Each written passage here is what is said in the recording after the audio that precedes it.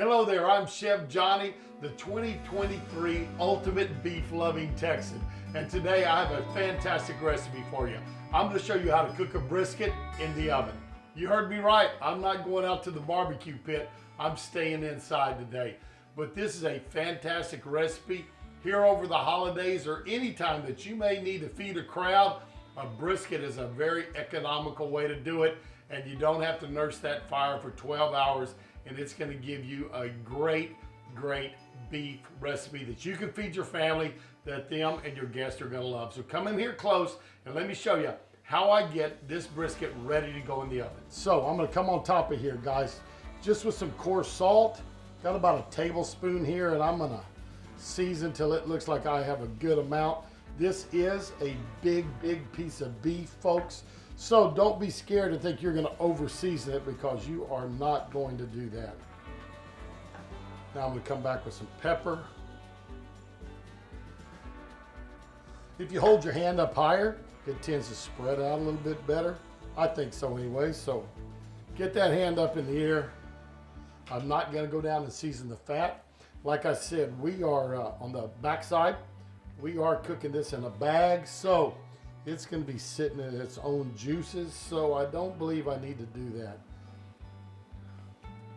Got one ingredient I haven't told you about yet, and I'll show you that here in just a minute. It's kind of my wife's secret ingredient.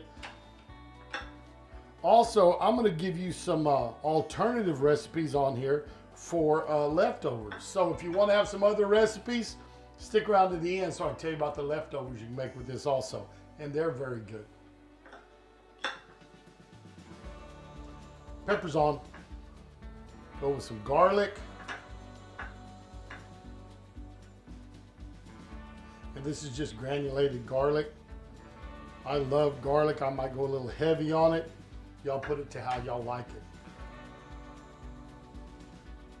So that brisket is seasoned up. Next thing that's going to happen is I'm using an oven bag. Get it open.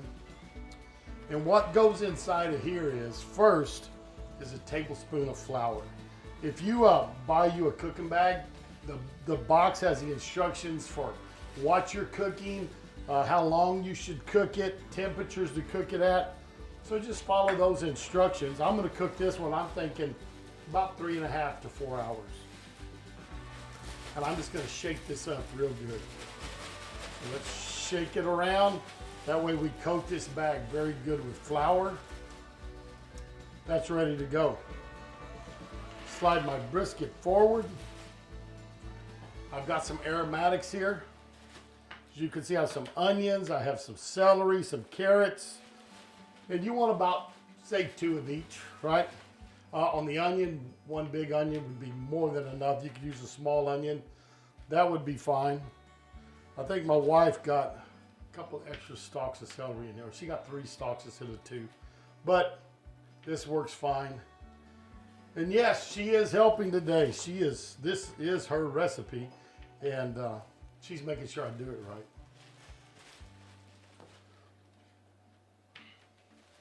So I'm going to drop all those in the very bottom of the bag. Now I'm going to take my brisket, and it's going to go right inside the bag.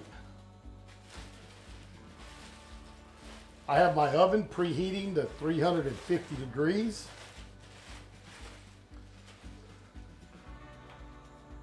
Throw in the rest of my veggies. Some of those onions stay up on top. It's not going to hurt anything. I did wash these vegetables off before they went in.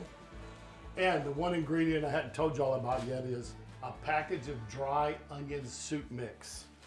This what gives you some tremendous flavor. I just kind of sprinkle it around on there.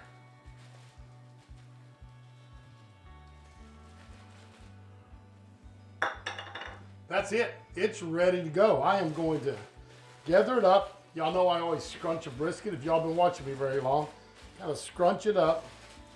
We're going to get this bag, gather it together. And in your bag, there's always a little tie. Take that little brown tie, or whatever color yours happens to be. This one's brown. Cinch it up tight.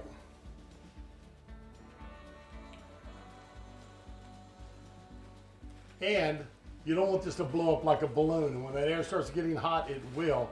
So what I'm gonna do is just take a knife and poke you 2 or 3 little small holes just to let the air vent out.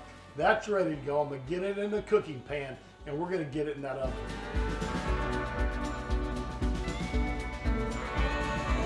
It's been about 4 hours. Got my thermometer. We're gonna check the temp on it. And if it goes in like a hot knife into butter, it's ready. Should be up somewhere around that 200 degree. Come in here and pull out this oven.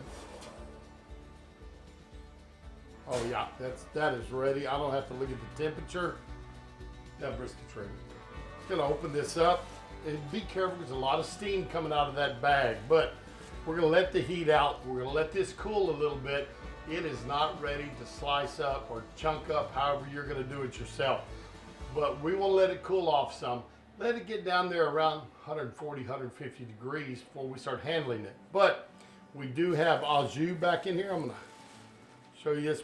It's just been making its own juice while it was in this bag. And again, remember, we didn't put any in there, but if you wanted to, you could put a half cup or so of beef broth or water in yours. That way it could help keep this brisket nice and moist. But I'm just gonna kind of paint this top a little bit with it. I'm gonna let it sit, and once it cools off some, we are going to get the juices off of it. That's what we're gonna use to make our gravy. We're also gonna use those aromatics, the carrots, the onions, and the celery. We're gonna blend those up with our broth. That way, we can make a tremendous flavorful gravy to go with this. All right, so stick around. Let's get this cooled down. Then we're gonna see how it tastes. Now, while that brisket's in the oven, a couple of things I want you to do. The first one is, if you're on social media and you're putting food pictures up there, hashtag Beef Loving Texans so we can see what kind of beef you're cooking at your house. And the other thing is, head over to that Beef Loving Texans website. It's beeflovingtexans.com. It is packed full of great recipes, great information for you and your family for planning your meals using beef. Now I'm gonna do something just a little bit different. Normally, I'd let this sit, cool, pick it up, drain it. But since there's a hole down low and I'm losing moisture into the pan, I'm gonna go ahead and just cut this bag off and slip it out of there. So, a little different than what I normally do. But guys, let me tell you what, when you're cooking, sometimes you better be able to adjust on the run or you're not gonna be able to get it done. So we're gonna open up here. This will speed up the cooling down some also. There it is. And that is a good looking brisket. Gonna ease this forward. Got me a hot glove on. The pan is not hot anymore. That's good. You see there's a lot of moisture in here. There's some of my aromatics, my carrots, my onions, my celery. I'm gonna save all of that. We're gonna blend that up and put it in our gravy. There we go. Let that keep cooling. I'm gonna get this juice into a pan, let it separate, get that fat off so we can make that gravy with what's left. If you have a fat separator, this is a great time to use it. Broke mine the other day, have not yet replaced it, but those are very handy. Now is when you have to decide, are you gonna have enough liquid to make your gravy? And is it gonna be thick enough? So I think we got enough vegetables maybe to keep it thick, but if you wanted to add to it, hey, we're having mashed potatoes with this, whatever we may do and wanted more gravy, make you some roux, get you some beef broth, put that with it. And a little tip for making roux, always add a cold liquid to a hot roux or a hot roux to a cold liquid. Never do hot and hot or you're gonna have a terrible mess on your hands, and that's when you're gonna wind up with lumpy gravy that you can't get rid of the lumps. But anyways, this is starting to separate. Off camera, I'm gonna take care of that. Then I'll get back on there and we'll show you how we make this gravy. You want some flavorful fat to make your roux with? Use the fat you're skimming off the top of your au jus. That will give you a great fat to make your roux with. And remember, a roux is what? Equal parts fat and flour by weight. We're now going to use our vegetables to make our gravy. So them out of our bowl. Drop them into our au jus. All right.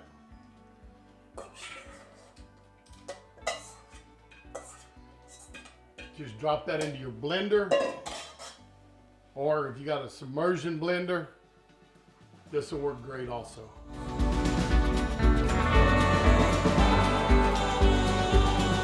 Add some salt to it.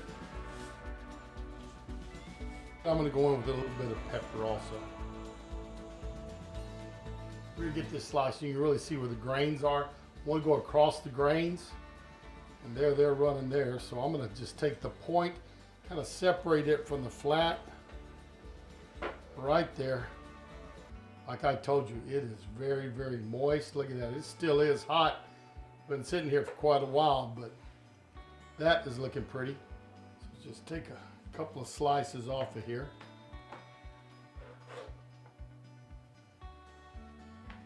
Sometimes when you cook in these bags, they really want to fall apart. Today we didn't go that far. You can see they're nice and tender. They're wanting to fold. So that's cooked well. We're going to get these on a plate, show how I plate them up. But don't forget, I'm going to tell you about some leftover ideas to do with this, and I'm going to show you one we like to do with it. Let's get this going. I'm going to take some of my gravy now onto the potatoes. And little trick, instead of covering your meat up with the gravy, let's cover the gravy up with our meat, right? So there's plenty of gravy on our potatoes, and just run it on this way. That way we have the gravy for it, but I'm gonna take some of this, get that whole piece right there. There we go. Covered our beautiful brisket up with the gravy where you can't see it anymore, but gravy still can be seen. You can dip your meat in it. Works the same way, but I think it looks a little more beautiful by putting that gravy or that sauce you've made up underneath your meat and then sitting it on top of it. Very nice presentation. Will work great for your Christmas meal. Hey, a little beef alternative for Christmas maybe. We're gonna give this a try. And then what I'm going to do is I'm going to tell you about some of the recipes I have that I use for leftovers, and I'm going to show you one of them real quick. But let's try this brisket and see how it did turn out.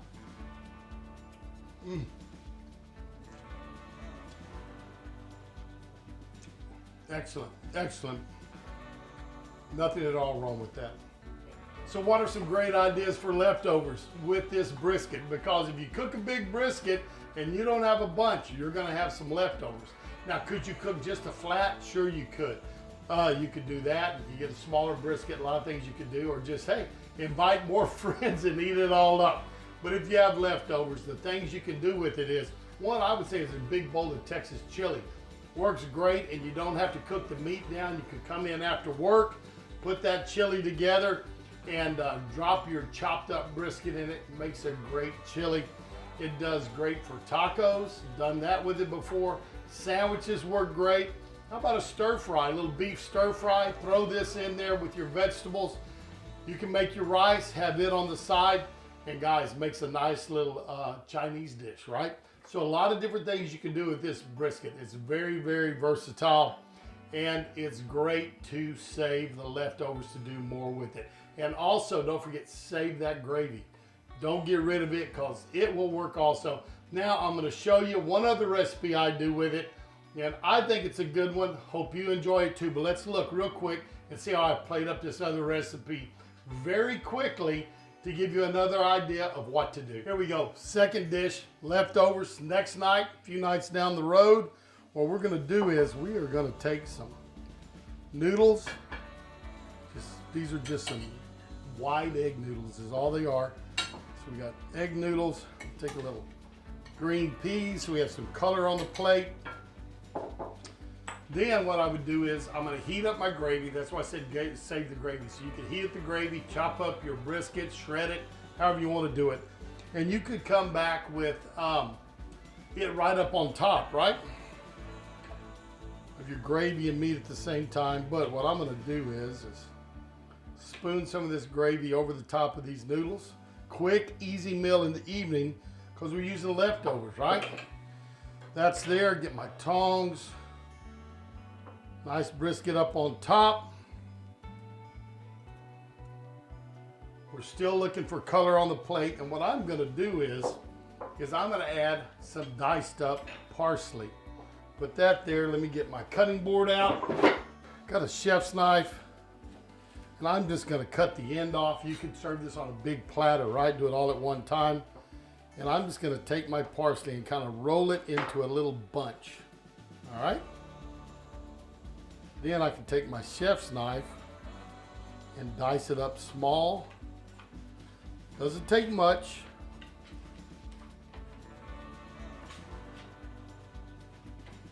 So what I'll do is just sprinkle a little bit on top, add some green to it, makes it a little bit more appealing. Well, there you go.